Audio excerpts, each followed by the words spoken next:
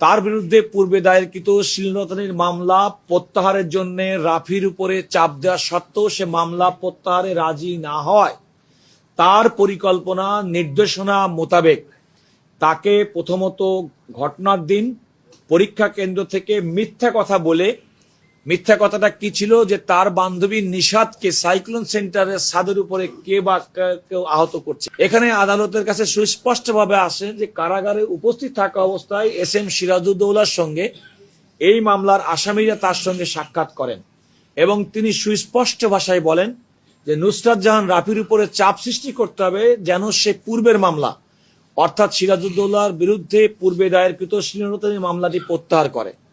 যদি কোনো কারণে রাফি এই মামলা প্রত্যাহার না করে তাহলে তাকে হত্যা করা এবং এমনভাবে হত্যা করা যেন মানুষ মনে করে এটা আত্মহত্যা বলে চালিয়ে দেওয়া যায়।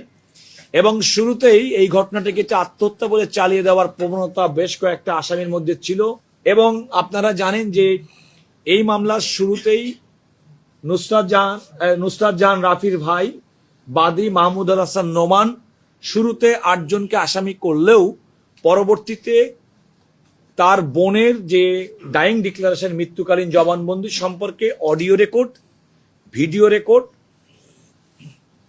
তদন্তকারী সংস্থার কাছে সরবরাহ করেছেন। ঘটনার সঙ্গে সঙ্গে তাকে একটি CNG করে সোনাগাজী হেলথ কমপ্লেক্সে নেওয়া হয়। যেহেতু সে অগ্নিদগ্ধ ছিল সেখান থেকে তাকে ফেনী সদর হাসপাতালে নেওয়া হয়। তারা ঢাকা মেডিকেল কলেজ হাসপাতালের বার্ন ইউনিটে রেফার করেন এবং তাকে বার্ন ইউনিটে ভর্তি করা হয়। বার্ন ইউনিটে যখন ভর্তি করা হয় তার শরীরের 75 থেকে 80% পুড়ে যায়।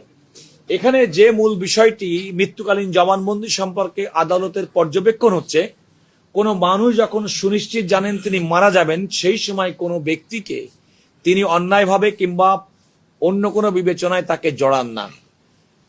নিহত নুসরাত জাহান রাফি তার মৃত্যুকালীন জবানবন্দিতে কারা তাকে আগুন দিয়েছে কিংবা কারা তাকে ম্যাচ জ্বালিয়ে দিয়েছে এ কথা কিন্তু বলেননি। তিনি সুস্পষ্টভাবে বলেছেন 4 জন ব্যক্তির কথা।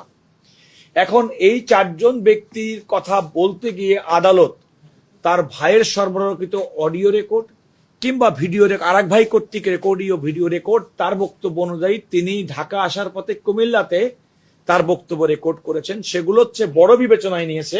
ডাক্তার উবায়েদের এই যে মৃত্যুকালীন জবানবন্দির রেকর্ডটাকে আদালত অলঙ্ঘনীয় এভিডেন্স হিসেবে গ্রহণ করেছেন এবং তার জবানবন্দিটাকে এই রায়ে দেওয়ার ক্ষেত্রে বিবেচনা করেছেন।